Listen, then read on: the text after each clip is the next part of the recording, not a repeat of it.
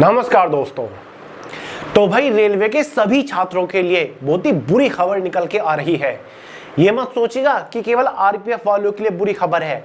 अगर आप रेलवे के किसी भी एग्जाम की तैयारी कर रहे हो, फिर चाहे आप रेलवे एनटीपीसी ग्रेजुएट लेवल या फिर अंडर ग्रेजुएट लेवल की तैयारी कर रहे हो, या फिर रेलवे ग्रुप डी के एग्जाम हो, railway LP technician, junior engineer, तो भाई रेलवे के लगभग सभी एग्जाम्स के लिए तैयारी करने वाले छात्रों के लिए ये एक बहुत ही भयंकर बुरी खबर है। एक तो रेलवे ने अभी 4-5 दिन पहले गुड न्यूज दी। गुड न्यूज क्या थी कि भाई आरपीएफ कांस्टेबल सब इंस्पेक्टर की भर्ती अब हर साल निकला करेगी। इस खबर को सुनकर सभी छात्र बहुत ही खुश हुए, लेकिन उसी के साथ साथ रेलवे ने एक बुरी खबर भी दे दी, जिसकी वजह से छात्र अंदर से हिल गए हैं, रेलवे का नाम भी लेना नहीं चाहते। तो मैं पूरा मुद्दा आपको डिटेल के साथ समझाता हूं कि भाई आखिर मुद्दा है क्या, ये आग रेलवे एनटीपीसी ग्रुप डी की भर्ती की तरफ कैसे बढ़ी है।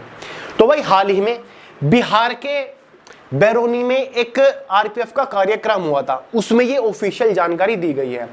हाल ही में कई सारे न्यूज़पेपर के अंदर ये अपडेट छपा था, ऑफिशियल ये अपडेट है।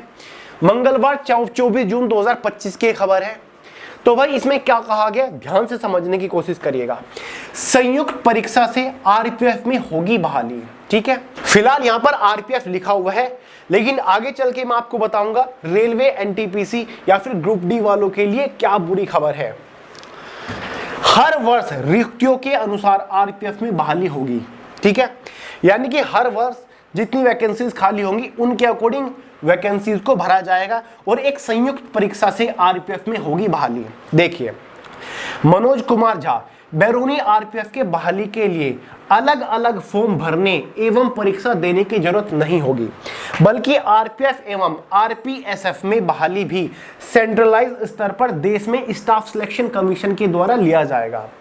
यानी कि दोस्तों आरपीएफ की ये जो भर्ती है, अब रेलवे इसको कंडक्ट नहीं कराएगा, अब नोटिफिकेशन रेलवे के द्वारा जारी नहीं किया जाएगा, बल्कि जो आपका एसएससी है, स्टाफ सिलेक्शन कमीशन के द्वारा आरपीएफ की पोस्ट के ऊपर पदों को भरा जाएगा। जी हाँ दोस्तों, अब एसएससी के द्वारा आरपीएफ की भर्ती हर साल निकला करेगी, जैसे कि एसएससी कांस्टेबल जीडी की निकलती है ना, जिसमें आपकी काफी सारी फोर्सेज होती है, CRPF, CISF, BSF, ITBP, SSB. इसी तरीके से आरपीएफ की पोस्ट के ऊपर भी भर्ती भरी जाएगी। बैरोनी में गढ़हारा में आयोजित आरपीएसएफ के एक कार्यक्रम के दौरान आरपीएफ महानिदेशक मनोज यादव ने इस बात की जानकारी देते हुए कहा है कि हर वर्ष रिक्तियों के अनुसार आरपीएफ में बहाली होगी। श्री यादव ने कहा कि RPF, BSF, CRPF, BSF, ITBP की तरह ही आरपीएफ भी अलग अलग क्षेत्र जोन में जवानों की बहाली के लिए अब सेंट्रलाइज संयुक्त परीक्षा आयोजित करने की तैयारी कर रही है। इससे एक और युवाओं को अलग अलग जोन में अलग अलग आवेदन पर परीक्षा से निजात मिलेगा। तो एक बड़ा झूठ रेलवे ने यहाँ पर बोल दिया है, ठीक है। और भी काफी सारी चीज इसमें कही गई है, ट्रांसफर के बारे में बात कही गई है। तो भाई ये जो आरपीएफ की भर्ती चल रही है कांस्टेबल की पोस्ट के ऊपर, जो 4208 वैकेंसीज है, ये आरपीएफ की आखिरी इंडिविजुअल भर्ती है। इसके बाद आरपीएफ की भर्ती रेलवे के द्वारा नहीं निकलेगी। आरपीएफ की भर्ती एसएससी कंडक्ट कराने वाला है। हर साल ये भर्ती जरूर आएगी, ठीक है। 2025 वाली भर्ती भी आपको देखने को मिलेगी, जो कि 2026 के स्टार्टिंग में हो सकती है। क्लियर है दोस्तों? तो भाई 2025 आरपीएफ की भर्ती आने वाली है, इस बात को लेकर आप खुश हो सकते हो, लेकिन ये भर्ती एसएससी के द्वारा कंडक्ट कराई जाएगी।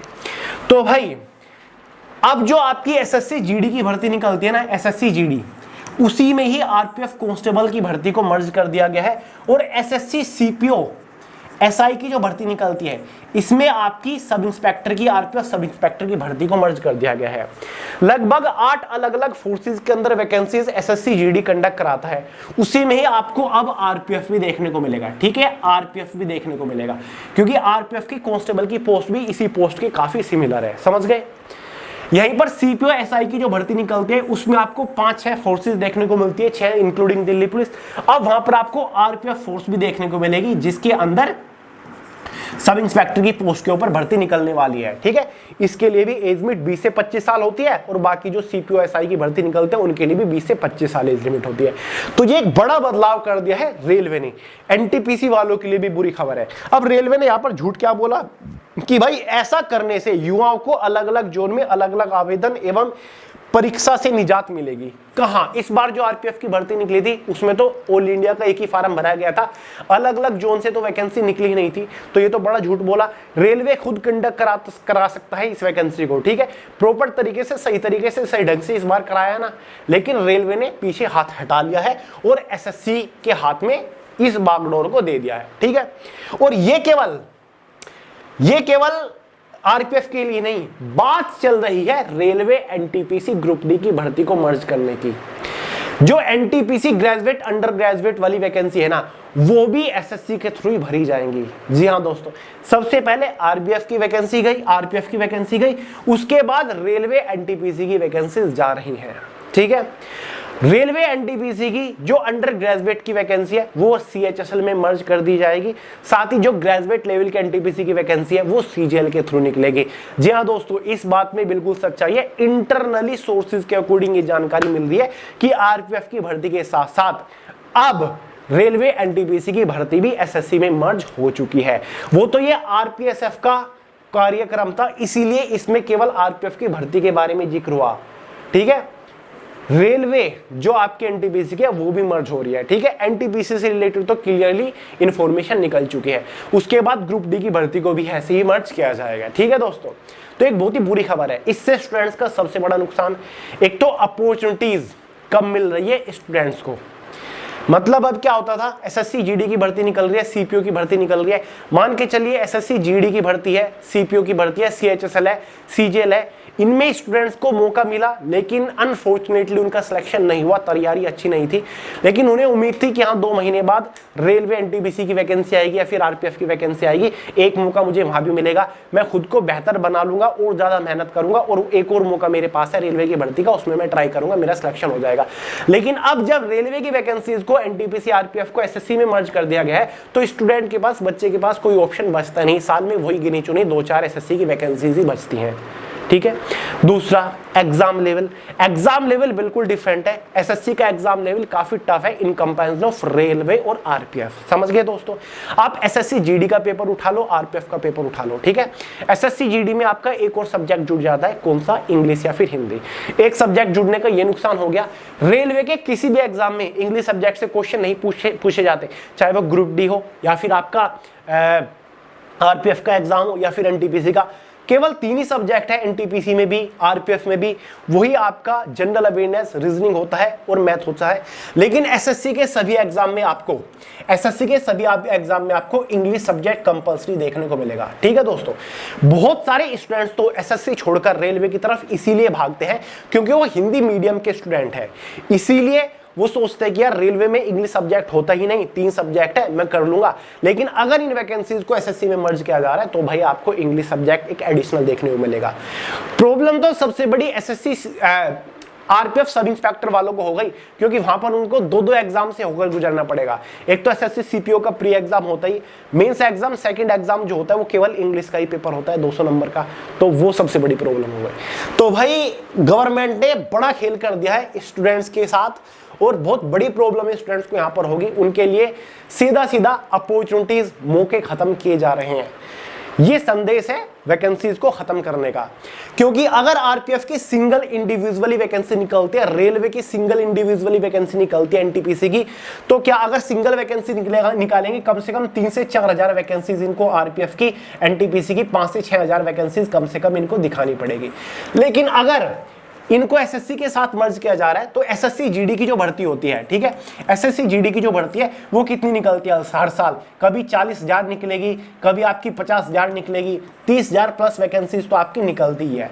इसमें क्या होता है, किसी फोर्सेज में 5,000, किसी में 10,000, किसी में 2,000, किसी में 3,000, ऐसे, तो उसी में ही आरपीएफ को ऐड कर दिया जाएगा। आरपीएफ में निकल रही है कांस्टेबल की 500,000, क्या पता चल रहा है, बच्चा तो ये देख रहा है कि यहाँ एसएससी जीडी की टोटल वैकेंसीज काफी है, लेकिन आरपीएफ में तो अपॉर्चुनिटी नहीं है। अगर देखा वैकेंसीज को कम किया जा रहा है, बस उसमें पोस्ट ऐड कर दी गई। ऐसे ही अगर रेलवे एनटीपीसी ग्रेजुएट लेवल की वैकेंसी सीजीएल के अंडर जोड़ी गई है, तो वैकेंसी रेलवे की अब तो कम से कम 8,000 9,000 निकालनी पड़ रही है ग्रेजुएट लेवल की ही, ठीक है। जब इसको सीजीएल में मर्ज कर देंगे तो केवल 2,000 3,000 वैकेंसीज में ही स्टूडेंट्स का पागल बना के छोड़ देंगे कि भाई सीजीएल की वैकेंसी टोटल तुमने 8-10 हजार दी, देख रहे हैं, लेकिन उसमें पता चल रहा है एनटीपीसी की वैकेंसी वही चुनिंदा 1000, 1500, 2000 वैकेंसीज होंगी। ठीक है, CHSL के अंडर अभी तक 12th लेवल की वैकेंसीज जोड़ी जाएंगी। CHSL में गिनी चुनी वैकेंसी 3000 निकलती है, फिर NTPC की वैकेंसी कितनी निकलेगी, 500, 1000, इस तरीके से। तो सीधे सीधे अपॉर्चुनिटीज खत्म हो रही है। ये बड़े फैसले पता नहीं क्यों ले रही है गवर्नमेंट, इसकी कोई जरूरत नहीं थी। रेलवे ठीक तरीके से एग्जाम कंडक्ट करा रहा था, सब कुछ सही चल रहा था, लेकिन पता नहीं क्यों अलग अलग कानून लाके स्टूडेंट्स को परेशान किया जा रहा है। किसी को प्रॉब्लम नहीं होगी, सरकार का तो काम आसान हो रहा है, खर्चा उनका कम हो जाएगा जब एक ही रिक्रूटमेंट बोर्ड बहुत सारी पोस्ट के ऊपर, बहुत सारे विभाग के ऊपर एग्जाम कंडक्ट करा रहा है। एक ही एग्जाम कंडक्ट कराना पड़ रहा है, अलग अलग एग्जाम नहीं हो रहा है, तो सरकार का तो खर्चा कम होगा, क्योंकि एग्जाम कंडक्टिंग एजेंसी मान के चलिए TCS है, तो एक ही एग्जाम कंडक्ट कराना पड़ रहा है। पहले TCS SSC का एग्जाम कंडक्ट कराता है, फिर रेलवे का कराता है, लेकिन अब एक ही एग्जाम कंडक्ट कराना पड़ेगा, तो भाई TCS को कम पैसा देना पड़ेगा सरकार को, तो सरकार का तो सीधा सीधा यहाँ पर टाइम बच रहा है, पैसा बच रहा है। तो अपना टाइम और पैसा बचाने के लिए सरकार स्टूडेंट्स के ऊपर सारी की सारी प्रॉब्लम थोप रही है। तो बहुत ही गलत कदम उठाया गया है। ठीक है, जहां पर स्टूडेंट्स को कंपटीशन भी ज्यादा देखने को मिलेगा, 2-2, 3-3 पेपर से भी होकर गुजरना पड़ेगा, आपके सब्जेक्ट भी बढ़ रहे हैं, इंग्लिश सब्जेक्ट से होकर गुजरना पड़ेगा, मेहनत आपको ज्यादा करनी पड़ेगी, स्टूडेंट्स को मौके, अपॉर्चुनिटीज, भर्तियां कम देखने को मिलेगी। रेलवे गायब, केवल SSC SC की वैकेंसीज निकल रही है। बात कर रहे थे 2020 में NRA CET एग्जाम लेकर आएंगे, रेलवे, IBPS, SSC का अलग, लेकिन ये सब कुछ SSC में मर्ज कर दे रहे हैं। तो मतलब क्या खराब व्यवस्था है, ऐसा हम कहेंगे। ठीक है, तो भाई ये अपडेट था। केवल RPF वाले मत सोचिए कि हमारे साथ ये हुआ है, रेलवे NTPC वालों के ऊपर भी गाज गिर चुकी है, उनका भी नंबर आने वाला है। रेलवे NTPC की भी वैकेंसीज आने वाले टाइम में आपको SSC के अंदर ही मर्ज दिखने वाली है, समझ गए। इसके रिगार्डिंग कोई और अपडेट आता है तुरंत आपको इन्फॉर्म करूंगा, ये पूरा ऑफिशियल अपडेट है, इसको हल्के में मत लीजिएगा। चलिएगा, इस वीडियो में इतना ही था। ठीक है, चीजें समझ आई हो लाइक करिएगा, दोस्तों के साथ शेयर कर दीजिएगा, ताकि उनको पता चले कि भाई अंदर ही अंदर क्या क्या चीजें चल रही हैं। वीडियो पसंद आई हो लाइक करिएगा, शेयर करिएगा, चैनल को सब्सक्राइब करना मत भूलिएगा। मिलते हैं अगली वीडियो में बहुत ही जल्द, तब तक के लिए जय हिंद।